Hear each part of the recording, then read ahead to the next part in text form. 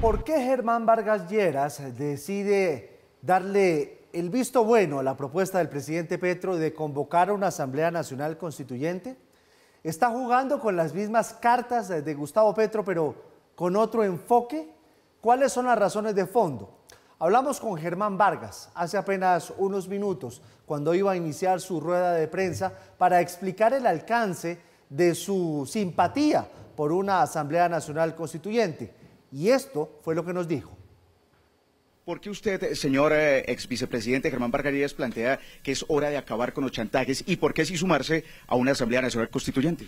Pues porque yo oí al presidente de la República el día viernes y me causó, por decirlo menos, impresión que estuviera nuevamente amenazando al Congreso si no le aprueban sus nefastas reformas. La que hunde la salud de todos los colombianos, la pensional, que no hace nada distinto que cargarse el ahorro privado a volverlo la caja del Estado, y la laboral, que llega en el momento más inoportuno.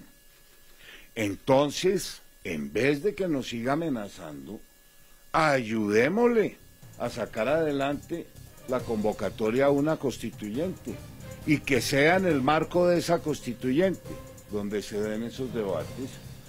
Yo estoy absolutamente seguro que la gran mayoría de colombianos comparten la idea de que este país no va por buen rumbo, de que encuentran en sus regiones que el orden público se ha deteriorado enormemente, de que también advierten que la economía está postrada, lo está la vivienda, lo está la infraestructura, ya se empieza a notar en el sector salud, en el petróleo, en el gas. Esto no va por buen camino, y si es necesario que esta propuesta del presidente fructifique, bienvenida sea, no le tengamos miedo. ¿Le podría pasar entonces al presidente Gustavo Petro lo mismo que le sucedió a Gabriel Boric cuando planteó una constituyente en Chile? Yo creo que sí, ojalá no se vaya a amedrentar. Si ya la convocó, le vamos a ayudar a sacarla adelante, y ya serán los colombianos quienes definan la orientación y el rumbo de esta nación. No esperemos de este cuentagota terrible donde cada día somos sujetos de un anuncio peor. La exministra María Claudia Lacouture, ella plantea que hoy ella es representante de varias empresas americanas y que están aquí en territorio colombiano, que eso sería un momento muy de incertidumbre para el pueblo colombiano. Varios sectores también señalan que ese no es el camino. Y es que incertidumbre no es lo que estamos viviendo, incertidumbre no es lo que viven los constructores, incertidumbre no es la gente que trabaja en la salud, incertidumbre no son los ganaderos y los agricultores agobiados por los secuestros, por el abigeato, por la extorsión. ¿Más incertidumbre para dónde? Ya lo dijeron las calificadoras de riesgo, este es un país lleno de incertidumbre. Aquí resolvieron modificar los contratos unilateralmente y por eso ocurrió lo que ocurrió en el sector de infraestructura. Resolvieron cambiar el modelo público de vivienda y tenemos al sector de la vivienda en completa postración. Y ya ha dicho Petro que con la aprobación de las reformas o sin la aprobación de las reformas, de todas maneras las va a implantar. Si es que aquí ya empezamos a caminar por un terreno muy peligroso, y es el respeto a la independencia de poderes y al mismo Estado de Derecho. Recordemos ese 5 de febrero de 1991, 3 políticos muy reconocidos de la contienda electoral: Horacio Serpa del Partido Liberal, Álvaro Gómez de Salvación Nacional y Antonio Navarro de Democracia M19. ¿Usted se imagina como uno de esos presidentes eventualmente una Asamblea Nacional Constituyente liderando él? Yo si se convoca la constituyente, sí pretendo hacer parte de ella. Tendría mucho que aportar y sobre todo mucho que cuestionar. ¿Y presidente de Colombia se podría unirse en una papeleta? No, por ahora vamos ojalá se pueda adelantar esta controversia política. ¿Pero usted quiere entrar en esa controversia política? Lo dice Germán Vargas, pero el presidente hace apenas un minuto le acaba de responder desde el sur del departamento, desde la zona Caribe, donde está haciendo un recorrido de gobierno en las regiones. Esto es lo que le responde Gustavo Petro a Germán Vargas. La constituyente, el proceso constituyente no es entre los dirigentes tradicionales del país. Antes que nada es darle el poder a la población. No es el dirigente de arriba, Vargas Lleras se equivoca ahí. Es la población, el común, la ciudadanía diversa adquiriendo poder de decisión. Constituyente por dos caminos distintos. Uno lo piensa Germán Vargas, el que está en la Constitución, y el otro es del presidente, que lo está construyendo poco a poco, por decirlo de alguna manera. Reacciones, Paula, ¿qué dice el mundo político? Le cuento que reacciones de todo tipo. Desde su mismo partido, Cambio Radical, muchas voces dicen que no están de acuerdo con lo que ha anunciado de respaldar y que le gusta esta propuesta el ex vicepresidente Germán Vargas Lleras. Otros tantos sostienen que estaría buscando réditos políticos de cara a esas elecciones presidenciales del 2026. Y otros más dicen que aquí no se trata de medirle el pulso al presidente, sino realmente pensar si se necesita una constituyente en este momento o no. La propuesta de una constituyente sigue haciendo eco. No obstante, el ministro de Justicia fue claro en que no hay un proyecto de ley redactado. Los cabildos están previstos en la Constitución, desarrollados en la ley, pueden funcionar en cualquier momento. Pensar en una iniciativa de ley que termine permitiéndole al pueblo decidir si convoca o no una asamblea constituyente es anticipar los hechos. Por ahora estamos en que se abrió la idea y que se está discutiendo sobre la idea. No hay un proyecto redactado ni nada de eso. Pese a que solo es una idea, el ministro ve con buenos ojos que el ex vicepresidente Germán Vargas Lleras se sume a la propuesta. Yo creo que es muy importante que se haya abierto ese debate sin demonizaciones, sin unas reacciones puramente emocionales. Habrá que irlo decantando, habría que ir analizando las temáticas posiblemente de fondo. En Cambio Radical, partido político del ex vicepresidente, hay opiniones divididas. Yo respeto profundamente las palabras del doctor Vargas Lleras, no las comparto porque creo que la Constitución no es un trompo de quitar y poner. A la Constitución no se le puede buscar reformar para incluir la reelección del presidente Petro o para disminuir los años de su gobierno. Si lo que el presidente quiere es tramitar una constituyente apegado a la Constitución y la ley, la va a presentar al Congreso, pues nos veremos en las urnas, pero nos veremos en las urnas para tratar también muchos temas que le preocupan a los colombianos. Entre otros, un tema pudiera ser la continuidad o no de este gobierno. Otros sectores políticos también se pronunciaron sobre el aterrizaje de Vargas Lleras en esta propuesta de convocar a una constituyente. Los extremos se parecen. A mí no me sorprende en absoluto que Vargas Lleras haya salido a picar el anzuelo que lanzó el presidente Petro. Esto lo que debería decirle a la ciudadanía es que la constituyente de ninguna manera es una buena idea. Yo lo que creo es que vale discutir de una manera democrática sobre un acuerdo nacional. Si ese acuerdo nacional es para resolver los problemas que tiene el país, no la burocracia, no los periodos, no las elecciones, no quién le gana a quién, sino realmente para resolver los problemas del país, bienvenida a esa discusión. Pues yo lamento que el doctor Vargas Lleras haya, en cierta manera, picado el anzuelo de Gustavo Petro. Es evidente que al presidente Gustavo Petro le quedó grande gobernar y para tratar de ocultar su incapacidad administrativa está tratando de embarcar al país en una descabellada aventura constituyente. Se ha adelantado la campaña presidencial, obviamente Vargas Lleras quiere ser candidato. El presidente Gustavo Petro solo habla de eso, aunque le falten 2 años, no va a dedicarse a gobernar.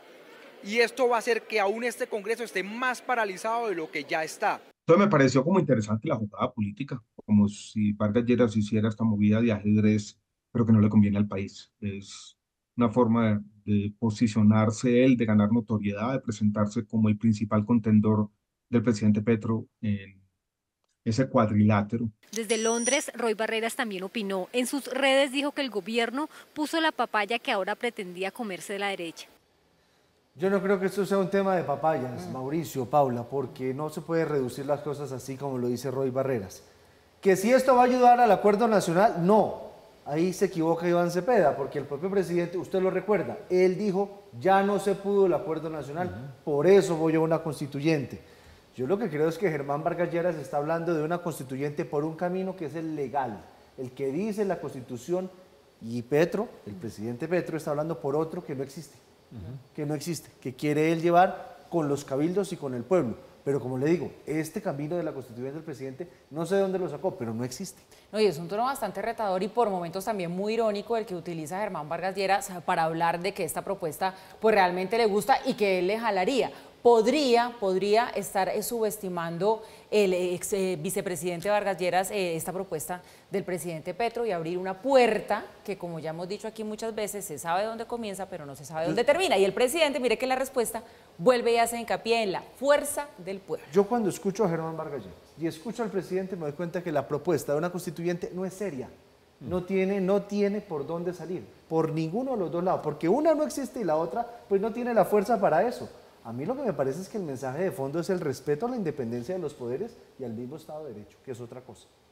Ayer estábamos diciendo que las causales que invocaba el presidente Petro, primero en el viernes pasado desde el Pacífico colombiano y después en el comunicado de prensa que sacó la presidencia y en los múltiples mensajes en X que ha sacado el presidente Petro, son causales que son bastante difusas, bastante confusas, a veces contradictorias. Eso de decir, por ejemplo, que como la Constitución no se puede aplicar, hay que cambiar la Constitución, o cosas como, por ejemplo, que él no quiere reformar la Constitución del 91, pero quiere hacer una constituyente, unos enredos que ni siquiera califican como silogismos, pero que lo que muestran es que las motivaciones son bastante difusas, aunque en el fondo la motivación siempre conduce a un mismo lugar, y es el mantener viva la llama política de las fuerzas que lo respaldan. Acuérdense que decía el presidente Petro, esto no es un asunto de mayorías, cuando la gente empezaba a hacer cuentas, si ni siquiera tiene mayorías para pasar las reformas en el Congreso, ¿qué las va a tener para sacar adelante una constituyente? Él responde, esto no es un asunto de mayorías, esto es un asunto de que se pronuncie el pueblo, que es el constituyente, y los constituidos, que somos todos los demás, estamos a merced de lo que diga el pueblo. Y en ese mismo contexto, invoca el presidente Petro los cabildos abiertos. Sí, los cabildos abiertos, como decía el ministro de Justicia hace un momento, están establecidos en la normatividad nacional, pero no para andar diciendo qué es lo que debe hacer el uno y qué es lo que debe hacer el otro. Los cabildos abiertos están constituidos para hacerle propuestas al Ejecutivo, a nivel del alcalde, a nivel del gobernador, a nivel del presidente, y ellos verán, el alcalde, gobernador y presidente, cómo los tramitan o qué hacen, pero no son los cabildos una instancia asimilable a un legislativo, ni mucho menos. En ese contexto, la propuesta del presidente Petro es puramente política, más que una transformación de la Constitución, para mantener vivas sus fuerzas. ¿Y quién se le mide? Pues vean quién se le midió. El doctor Germán Vargas Lleras, al otro lado, con una propuesta eminentemente política. El doctor Vargas Lleras dice que esta constituyente puede ser un referendo alrededor del gobierno del presidente Gustavo Petro, que se deje de amenazar, que incluso se puede considerar, como decía alguno de sus congresistas, la posibilidad de acortarle el periodo al presidente Gustavo Petro. ¿En qué se basa el doctor Germán Vargas Lleras? Supongo que esencialmente en las encuestas que muestran que la favorabilidad del presidente no sube del 35%, a veces sube un poquito más, las últimas vuelven y lo bajan nuevamente, no sube del 35%, y de una proyección que parece ser inapelable. Y es que la paz total está derivando en unas condiciones de inseguridad tan grandes en el campo y en las ciudades que es muy probable que esa desfavorabilidad siga aumentando y que la favorabilidad siga disminuyendo, y que llegado el momento de una votación por una nueva constitución se volteen las cosas en favor de la derecha, como sucedió en Chile. Mientras tanto, los que creemos que esto no es de signo izquierda y signo derecha, polarización, el tongo le dio a Borondongo y Borondongo a Bernabé, sino que queremos que el gobierno gobierne, que el presidente ejerza como jefe de Estado, que las cosas salgan adelante, que la economía tenga certeza, que sepamos dónde estamos parados, estamos viendo un chispero, porque esto va a pasos agigantados hacia una profundización de la polarización. El 28 de julio del 2004, era el gobierno del presidente Álvaro Uribe Vélez, Salvatore Mancuso se paró en el atril del Salón Elíptico del Congreso de la República, habló ante la Cámara de Representantes y tremenda tormenta política la que se armó en ese entonces. Muchos de la izquierda criticaron que un asesino, como lo es Salvatore Mancuso, pues estuviera hablando en el Congreso de la República. Pues el presidente va mucho más allá y en una decisión desafiante que él mismo dice que va a desatar rayos y centellas, decidió invitar a Salvatore Mancuso al Palacio de Nariño, dice el presidente, para cerrar allá el capítulo de la verdad. En medio de su discurso desde Montería, el presidente Gustavo Petro se refirió al ex jefe paramilitar Salvatore Mancuso, asegurando que lo va a invitar a Casa de Nariño con el objetivo de cerrar un capítulo de violencia en el país. No podemos seguir reproduciendo la cacería. En cierta forma voy a invitar, si se puede, a Mancuso a mi oficina.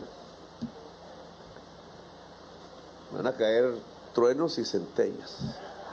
Y le voy a proponer cerrar esa historia de la cacería contra humildes campesinos. Pero hay que recordar que el 28 de julio de 2004, Mancuso estuvo en el atril del Salón Elíptico de la Cámara de Representantes, donde pronunció un discurso de más de 40 minutos. Por esta razón, y ante el acecho constante de las guerrillas, recurrimos al derecho inalienable de la legítima defensa. Quien también intervino en plenaria fue el hoy presidente Gustavo Petro. Es el señor Mancuso, el que tiene la posibilidad de la reelección del presidente de la República, y de dos maneras: con el voto de congresistas adictos dentro de esta plenaria y el Senado de la República. Por su parte, Juan Camilo Restrepo, quien era en ese año ministro de Agricultura del gobierno Santos, se refirió a esta invitación del presidente.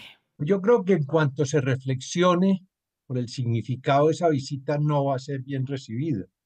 Como no fue bien recibida la visita de los paramilitares como unos héroes que le formuló un congreso a la cúpula de los paramilitares hace 2 décadas, de manera que no creo que sea afortunada esta decisión del presidente Petro.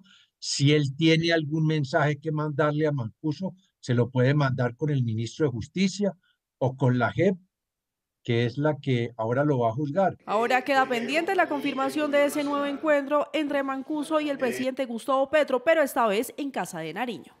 Y sobre Mancuso, la JEP dice que va a subir de manera exclusiva todos sus procesos. Pero muchos se preguntan, Paula, si esta puerta se abre con Mancuso, ¿así van a ser con todos los paramilitares o solo para Mancuso? La verdad, muchos análisis hay que hacer alrededor de esta decisión que anunció en las últimas horas la JEP, porque usted ya lo señalaba, asume totalmente todo este caso, le quita poder a los demás tribunales y va a ser la encargada, entre otras cosas, pues de decidir su libertad para que pueda ya operar como gestor de paz. ¿Qué implica esta decisión? Les contamos. La sección de apelación de la Jurisdicción Especial para la Paz decidió aceptar en su totalidad el sometimiento de Salvatore Mancuso. Esto significa que definirán si queda libre o no para poder ejercer su rol como gestor de paz y también que asumirán todos sus procesos e investigaciones desde 1989 hasta el 2004. En esa decisión se dejó muy en claro que era una especial situación de un jefe paramilitar que cumplió una función muy específica dentro del conflicto, básicamente estar en el vértice de su organización paramilitar y servir de conexión con la fuerza pública en todo lo que es el diseño, ejecución, planeación de los más graves crímenes que se han cometido en el conflicto. Sin embargo, algunos juristas ven irregular esta decisión. Es sorpresivo porque todos entendíamos que los paramilitares tenían una jurisdicción especial, una jurisdicción propia para ellos, y que esta era para las FARC y los del conflicto armado con la fuerza pública. Sin embargo, eso ha quedado derruido y la JEP va a ser quien conozca sobre la libertad de Mancuso. Otros afirman que se le está abriendo la puerta a otros excomandantes para que fácilmente puedan ser cobijados y someterse a esta jurisdicción. Debe señalarse en todo caso como recordación fundamental que eso no puede pretenderse de manera masiva. Debe, desde luego, también ser restrictivo en lo que hace ese sometimiento.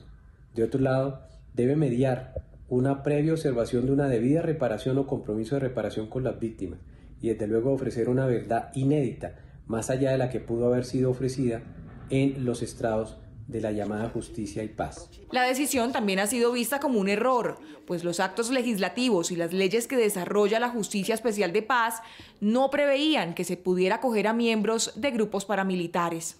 Por eso la confusión que se da en el caso de Mancuso de coordinar dos justicias especiales, la Justicia y Paz para los paramilitares y la Justicia Especial de Paz para los guerrilleros y miembros de la fuerza pública. De ahí que surjan las confusiones de mesas de trabajo armónico entre las jurisdicciones, la confusión sobre sus competencias de investigación y la disposición de la libertad de los que están en esa situación. El expresidente Álvaro Uribe, con quien Mancuso ha tenido cierto rifirrafe desde su llegada a Colombia, también reaccionó a la decisión. Dejando a un lado el origen espurio de JEP, se puede preguntar cuál es la norma jurídica que autoriza adoptar la teoría bisagra y la que la consagra como órgano de cierre o sustituto de Justicia y Paz. El derecho acomodado es destrucción de la institucionalidad jurídica. Con la decisión, la JEP le impuso obligaciones a Mancuso como cumplir con las medidas restaurativas hacia las víctimas, señalando que el aporte a la verdad plena de Mancuso debe ser exhaustivo y completo sobre los diferentes roles que jugó la criminalidad paramilitar.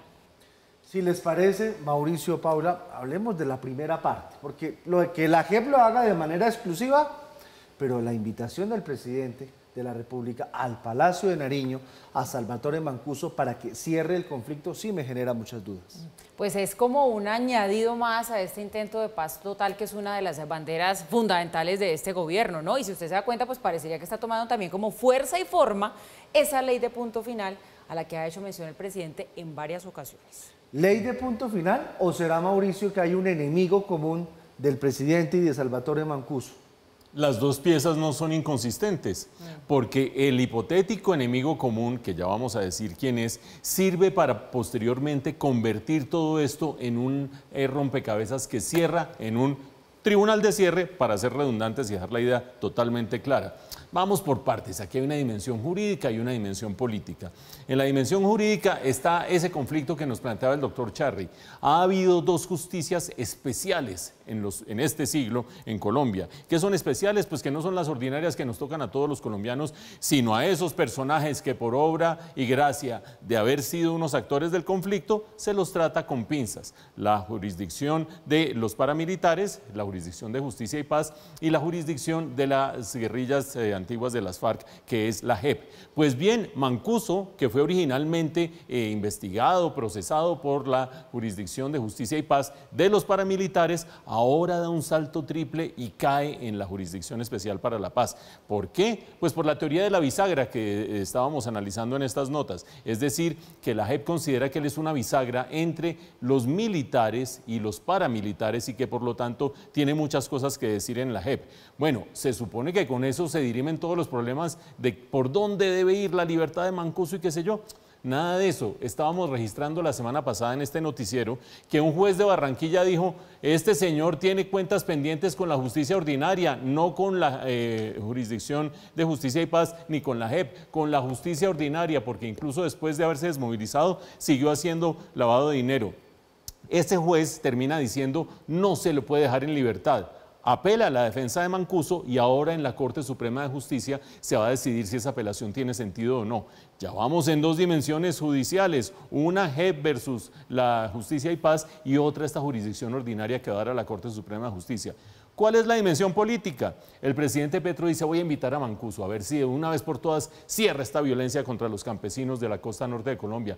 Mancuso no tiene nada que ver con los paramilitares actuales. Mancuso no ejerce ningún tipo de control ni autoridad sobre los paramilitares actuales, ni sobre los grupos 1, 2 o 3. Mancuso se quedó en la historia como una pieza que guarda una información preciosa para los conflictos políticos. Hemos dicho, y a eso nos referíamos hace un momento, cuando hablábamos de un posible enemigo común, que Salvatore Mancuso ha dicho en más de una ocasión que el expresidente Álvaro Uribe estuvo vinculado con la creación de grupos paramilitares y seguramente testificaría en tal sentido. Entonces, si lo invita a Palacio el presidente Petro, supuestamente para acabar con la violencia en el Caribe, cosa que no puede hacer Mancuso, seguramente también terminaría dándole su caricia para que finalmente Mancuso dijera: sí, yo me puedo ir contra el expresidente Álvaro Uribe, dar información sobre él. ¿Y para qué se quiere todo esto y qué tiene que ver con un tribunal de cierre? Porque probablemente Si a la izquierda, en la ilegalidad, en la legalidad, a la derecha, en la ilegalidad y la legalidad, hay interesados en que se salden todas las cuentas judiciales pendientes de un lado y de otro, seguramente la idea de un tribunal de cierre y de una ley de punto final agarra vuelo. Péguenle esto a la idea de una constituyente y vean hasta dónde puede llegar esta bomba de tipo político. Hablamos de los verdes, porque los verdes que ayudaron al presidente ahora están contra el presidente en el tema Bogotá, en el tema del metro. ¿Usted se vino de verde por algo? Sí. ¿Tiene pantalón verde? ¿Tiene chaqueta verde? Sí, a ver si contribuimos a destrabar esta discusión del metro que vuelve y se calienta el debate. ¿Se dio cuenta? Sí, porque los verdes le están diciendo al presidente, no frene el metro de Bogotá, piense en la tercera línea, la que viene de Soacha. Por el mismo camino que va pues el alcalde Carlos Fernando Galán, que le dijo, mire, ni un paso atrás, esto ya está contratado así, hay que seguir adelante, hay que sacar este proyecto como está. De pronto entonces sí miremos las soluciones que quiere el gobierno nacional, específicamente el presidente, para las otras líneas que también va a necesitar la capital. Los verdes salieron en defensa de la decisión del alcalde Carlos Fernando Galán de no aceptar la propuesta planteada por el presidente de subterranizar el tramo de la primera línea entre la estación Antonio Nariño y la calle 72. El metro avanza y no lo vamos a dejar parar. El POT de Bogotá plantea por lo menos 5 líneas de metro. Aquí está avanzando la red de metros. El metro propuesto por el alcalde Petro era subterráneo, lo apoyamos. No llegó a concretarse, no tuvo nunca aval financiero, estructuración y mucho menos un proceso de licitación o adjudicación. El 70% de la ciudadanía que votó en las elecciones el año pasado votó por la propuesta del metro elevado y de continuar el metro como está. Si el presidente Petro dice que él viene de la primera línea, ojalá que sea de esta. Ojalá que la única primera línea que le guste al presidente Petro no sea la que paraliza el país. El concejal Julián Rodríguez criticó la forma como la alcaldía conoció el proyecto de la Sociedad Colombiana de Ingenieros. Es bastante lamentable que el presidente Petro haya pretendido intentar convencer al alcalde Galán de parar y sabotear el proyecto de metro que ya se está construyendo y lleva una ejecución superior al 30%, sin siquiera haberle entregado una copia de los estudios que pagó con los impuestos de los colombianos, que nos costaron más de 8.000 millones de pesos. Nosotros lo logramos vía judicial, con una tutela incluso hasta con incidente de desacato. Por su parte, la representante Catherine Miranda denunció que una modificación al trazado sería costosa para la ciudad. Hoy, devolvernos para intentar hacer un tramo, en este caso el de la Caracas subterráneo, nos implicaría botar a la basura alrededor de 542.000 millones de pesos que ya se utilizaron comprando algunos predios y el traslado de las redes. El alcalde en una declaración en vivo expuso las razones por las cuales se continuará con el metro elevado contratado por el alcalde Peñalosa. Una modificación que alargaría en por lo menos 4 años más la espera que ya completa 82. A la idea presentada de cambiar el trazado de la primera línea del metro le faltan mínimo 4 años de trabajo, de maduración. No vamos a cambiar certezas por el riesgo de la incertidumbre. Evaluar futuros proyectos en el país no es evaluar proyectos que están en ejecución. Frente al metro, ni un paso atrás. Galán incluso le dio paso a una declaración de Rafael Fonseca de la Sociedad Colombiana de Ingenieros en el Congreso. Fuimos contratados para hacer una metodología que sirviera para todos los proyectos de desarrollo que tienen que ver con transporte en el país. Son ejercicios académicos.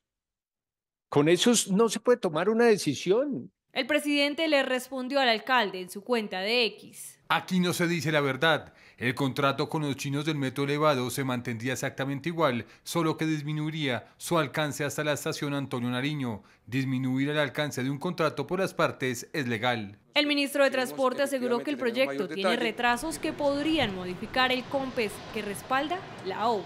Nosotros no hemos visto los diseños definitivos, ese no es un condicionante del desembolso de los recursos, es más el avance de las obras y obviamente la misma nación inclusive nos ha pedido en algunas oportunidades, el mismo distrito, perdón, nos ha pedido en algunas oportunidades reperfilar la deuda, todo el tema de compromisos COMPES, y eso es parte un poco de la conversación que estamos habilitando con Bogotá. El metro elevado, según el distrito, tiene un avance del 31%. Pero dice el ministro de Transporte que ahí quedó algo mal, que el papeleo no está listo. Y es que en estos casos, cuando el alcalde está defendiendo el metro de Bogotá, que llevamos esperando 82 años, pues hay que tener los papeles al día, porque si usted no tiene los papeles al día, por esa puerta se le meten. Bueno, eso por un lado, pero también ha dicho el alcalde que el convenio que está firmado no especifica nada de que depende del avance de la obra, se giran o no se giran los recursos, entonces hay que mirar como esa letra menuda de todo lo que se tiene firmado en ese convenio para saber qué tanto se podría o no se podría deshacer. Lo cierto es que esta pelea yo sí creo que tiene a los bogotanos ya absolutamente desgastados. Necesitamos todos el metro, la gente que se gasta horas eternas en el tema del transporte. Y mire lo curioso, utiliza el alcalde Galán un argumento que le gusta mucho al presidente, pero que en este caso no le sirve y que además es un argumento cierto, es un mandato popular. Sí, pero de todas maneras, acortar el alcance de un contrato, si es acortado por las partes, pues es legal. Sí, el tema de acortar el alcance es ahí distinto. Tiene razón el Ese es presidente distinto, de la sí. República, pero es que este es un metro, Ana. Bueno, ¿y podría estar en riesgo la financiación? Sí. Pues claro, obviamente. Ojo a lo siguiente. Puede ser que dos partes que han suscrito un contrato decidan cambiar ese contrato de común acuerdo entre las dos partes y entre ellos dos no va a haber problema. Pero, ¿qué me dicen de todos los demás que se presentaron en la licitación original? Yo me presento, hago un concurso, pongo un presupuesto, digo que va a cumplir con tales condiciones. No, se lo ganaron los otros. Y resulta que después de que se lo ganan, lo acortan, lo disminuyen, lo estiran, lo cambian, lo meten por debajo de la tierra. Estos sí que demandan. No son los contratistas chinos los que demandarían en el caso de un cambio de las condiciones del contrato. Demandarían los otros, los que en su momento, bajo unas reglas del juego, fueron eliminados en esa licitación y fueron dejados de lado en esa licitación. Ahí hay un perjuicio económico para esos que se presentaron y que creían que era franca lid y que tenían un contrato por delante. Por lo tanto, no es tan cierto que aquí no hay problema jurídico en caso de que se cambie el trazado, etcétera, etcétera. Tema jurídico, segundo tema que argumenta el alcalde, tema económico, o sea, esto va en 30% de ejecución, por favor. Se han comprado predios, como lo decían Catherine Miranda, la congresista Catherine Miranda, por 500.000 millones de pesos para poder tener la línea como corresponde. Se ha invertido una inmensa cantidad de plata y resulta que ahora no, todavía seguimos discutiendo con la tercera parte de la obra en ejecución. Pero más allá del tema económico, del tema jurídico, de los compromisos de la banca multilateral, como recordaba Paula, aquí hay banca multilateral que tiene unos recursos metidos y que está confiando en unas condiciones y demás, y aquí discutiendo que si sí o si no, fuera de todo eso viene la discusión política, porque este no es sino otro pulso de varios que se habían anticipado y que se van a seguir dando entre los alcaldes de las principales ciudades del país y el gobierno central. En octubre ganaron las posiciones en las principales ciudades del país de alcaldes que son del otro lado del espectro político del presidente Petro. Y todo el país dijo, está cambiando de signo político la realidad, etcétera, etcétera. Sí, pero esos alcaldes están entre la espada y la pared. Necesitan la cofinanciación del gobierno para obras de infraestructura, necesitan la colaboración del gobierno para hacer la política de seguridad, porque el comandante de toda la policía es el presidente de la República. Y así sucesivamente. Pulsos, estirones, de aquí para allá, ¿quién puede más? Pues el alcalde Carlos Fernando Galán se ha ido hablando firme, hablando serio y diciendo, esto es un mandato popular, se está ejecutando, me traería demandas, ya hemos gastado plata, pues es que más argumentos, ¿cuáles pueden faltar? Con un elemento adicional, y es que era distinto tener esta discusión por parte del alcalde Carlos Fernando Galán, digan ustedes, hace 2 meses, cuando no se le había ido encima al presidente, el presidente del Senado, el doctor Germán Vargas Lleras, buena parte de la opinión pública, los mismos miembros de parte de su alianza que son las congresistas verdes que acabamos de oír y que va abriendo un debilitamiento político del gobierno, por lo menos en términos de su relación con las ciudades principales del país, que no existía antes. Por lo tanto, creo que además de todos los argumentos, le asiste un poquito más de capital político al alcalde de Bogotá.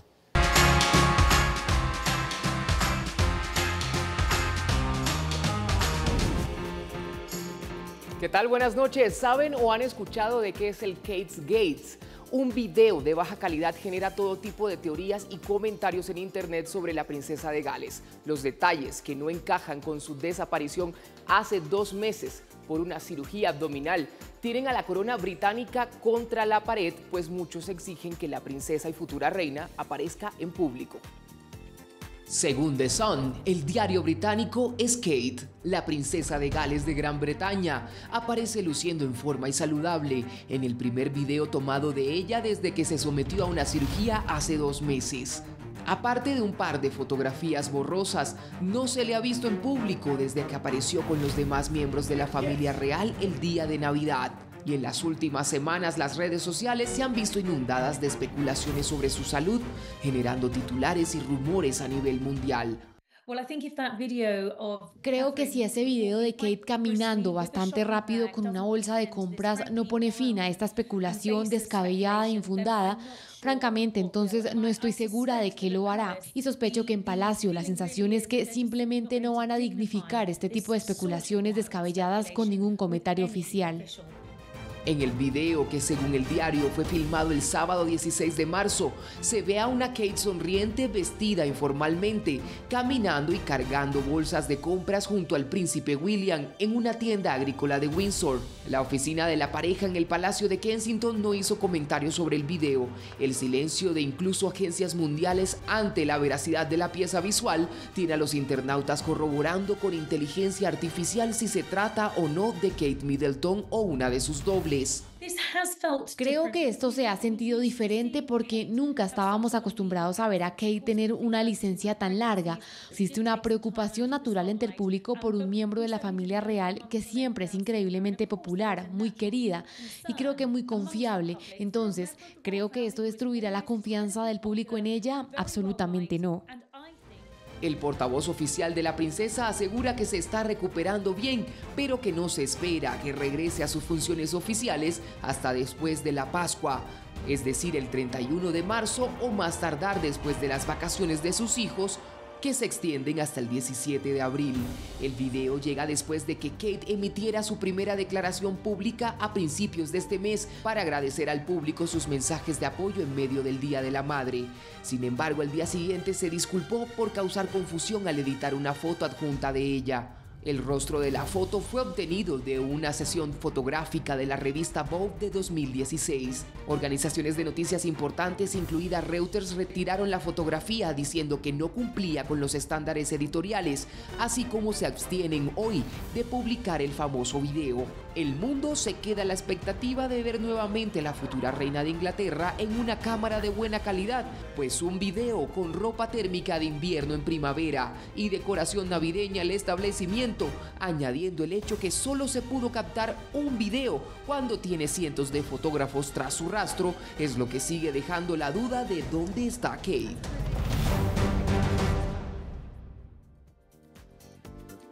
Y yo criticando al gallo del metro.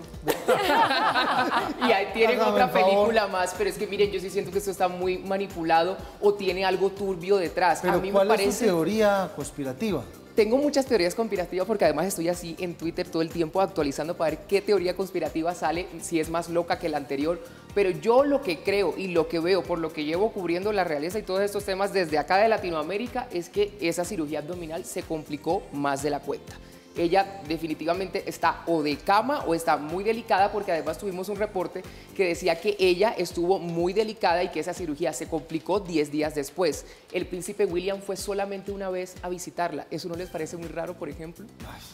¿Fue qué? ¿Una vez a la clínica? Una vez a la clínica. No, solamente hay un reporte de visita de una vez a la clínica. Eso es desalmado, porque uno como la señora en la clínica tiene mañana, tarde y noche en la clínica. Ahora, de la clínica, ustedes saben que la realeza siempre se maneja en estos carros que no son polarizados ni nada. La realeza tiene estos carros que son, pues sí, cualquiera los puede ver. Y no hay ningún reporte de que Kate haya salido de esa clínica o haya entrado, mejor dicho, Kate desapareció por completo. Entonces, hay teorías conspirativas, Illuminatis, hay teorías conspirativas de todo, pero yo me...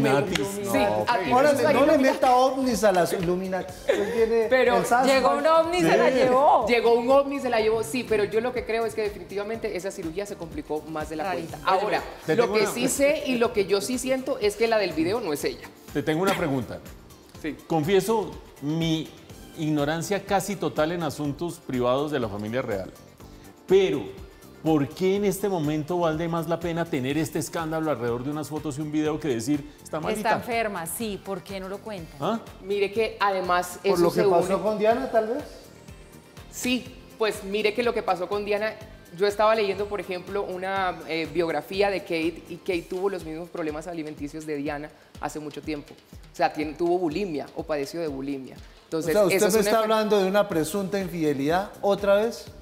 Puede pasar de todo. La verdad es que, mire, en temas de la corona todo es tan turbio que uno no sabe, pero definitivamente hoy, por ejemplo, Rose Hambury, que era la supuesta amante del príncipe William, hoy emite un comunicado donde a través de su equipo jurídico dice, eso es totalmente falso, y además yo quiero citar a la reina, dice ella en su comunicado, donde dice que cuando esparcen ese tipo de comentarios uno no debe ni juzgar ni tampoco hacerse la víctima. O sea, que hablen, pero que hablen bien o que hablen mal. Más o menos traducido al lenguaje de nosotros acá en Latinoamérica. Pero no es una infidelidad, o por lo menos no es por parte de las amigas. Pero quiere que le diga algo con una Middleton. realeza que supuestamente se estaba reinventando para estos tiempos modernos y quería ser más cercana al pueblo. Este tema de todos estos secretos y un escándalo mundial porque nadie sabe dónde está Kate no le hace bien. Sería mejor que fueran sinceros.